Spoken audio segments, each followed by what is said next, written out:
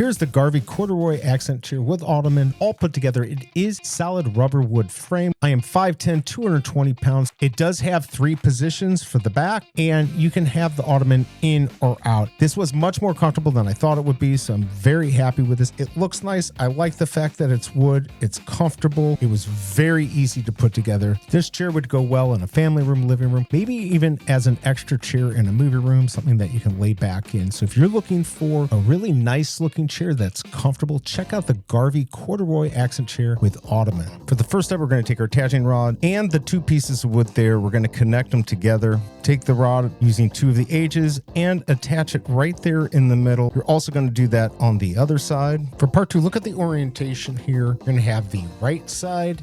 That's the right, the left side, and you're going to use B, which is the total frame. You'll see at the bottom, there's a little piece that pulls out. That's how you know you've got the right orientation. We're going to put it on top of the frame, and we're going to use J's to screw it into the side. Here's cushion C for the top, D for the bottom. For the top, you'll see there's this little flap. You're just going to put it over the back piece here. It just slips on. For the bottom D cushion, just lay it down. You'll see there's some Velcro and the ties that you can tie to the back. And then you're going to see here that you can zip it onto the top piece. Just zip it together and you are done. Watch the orientation here. For the footrest, which is E, you're going to use the H screws to put it in. You're going to flip it, so you're going to put the H screws down from the top, screw it in, and you now have the footrest done. Finally, this does come with 1 accent pillow, and the covers on the cushions come off, and they can be machined or hand washed.